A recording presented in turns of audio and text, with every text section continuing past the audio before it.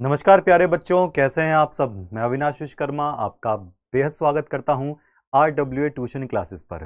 आपकी top 10 series में आज का टॉपिक है हमारा कोल्ड ड्रिंक कैसे बनती है।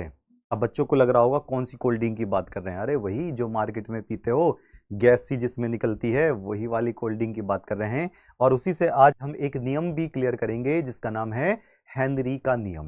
ठीक है, हेनरी का नियम अधिकतर वैसे जनरल भी पूछ लिया जाता है, लेकिन ये 12th क्लास में एक स्पेशल केस में आ सकता है। तो आइए जानते हैं क्या है हेनरी का नियम, फिर देखेंगे कोल्ड ड्रिंक किस प्रक्रिया से बनती है, कैसे हम कोल्ड ड्रिंक्स को बनाते हैं। तो यहाँ पर सबसे पहले हम हेनरी का रूल देखेंगे, हेनरी का नियम देखेंगे। ये नियम क्या कहता है? ये नियम ये कहता है कि अगर आपके पास कोई टेम्परेचर नहीं बदलना वाला सिस्टम है, यानी कि अगर आप तापमान नहीं बदलते हो तो स्थिर ताप पर किसी गैस का प्रेशर ज़्यादा करोगे, किसी गैस का प्रेशर जब ज़्यादा करोगे तो वो किसी द्रव में, लिक्विड में आसानी से घुल जाएगी। अगर मैं एक गिलास लेता हूँ और इस गिलास में पानी डालता हूँ, मुझे कोई गैस इसके अंदर घोलनी है तो मैं ऊपर से इसका दाब बढ़ा दूंगा। गैस के ऊपर दाब बढ़ाने से, प्रेशर ज़्यादा होने से ये गैस इस लिक्विड के अंदर घुल जाएगी। यही हेनरी का नियम कह रहा है, यानी कि किसी गैस का दाब उसके द्रव में विलयता के सीधा समानुपाती होता है। यानी कि जैसे ही आप गैस के ऊपर प्रेशर दोगे, कोई मोटा सा बच्चा बैठ जाए, वो गैस तुरंत पानी के अंदर, लिक्विड के अंदर घुल जाएगी। इसका कहने का मतलब है पी सीधा समानुपाती क्या होगा? विलयता, यानी कि आपके x मोल प्रभाज के। मोल प्रभाज को आप विलयता भी कह सकते हो किसी शब्दों में, लेकिन ये क्या है? आपका सांद्रता। तो अगर आप ज्यादा से ज्यादा प्रेशर लगाओगे तो आपका गैस ज्यादा से ज्यादा घुल जाएगा, यानी कि मोल प्रभाज बढ़ जाएगा। यहां तक की बात क्लियर है। इसी वजह से हेनरी ने अपना एक कांस्टेंट दे डाला, जिस नियतांक को हम कहते हैं हेनरी का नियतांक। जिस नियतांक को हेनरी का स्थिरांक या हेनरी का नियतांक कहा जाता है। अब ये तो बात हो गई आपकी शब्दों में।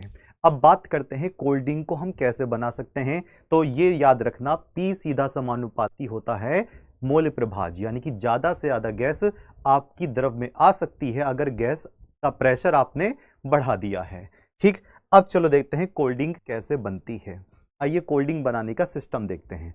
सबसे पहले जो कोल्ड ड्रिंक की जो कंपनियां होती हैं, किसी द्रव में, यानी कि पानी में, वाटर में अपना फ्लेवर मिलाती हैं, चीनी मिलाती हैं, बाकी कलर मिला देती हैं। मिलाने के बाद वो एक लिक्विड तैयार कर लेती हैं। ठीक है, बोतल के अंदर वो द्रव डाल देती हैं। अब क्या करते हैं?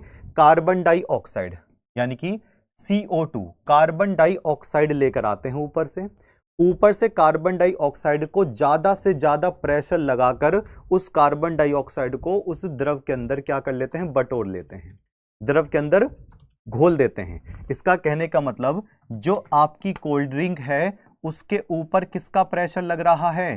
कार्बन डाइऑक्साइड का प्रेशर। तो किसी गैस को अगर ज्यादा दाब दे दो, किसी गैस के ऊपर ज्यादा दाब दे दो, वो आपके द्रव के अंदर घुल जाएगी।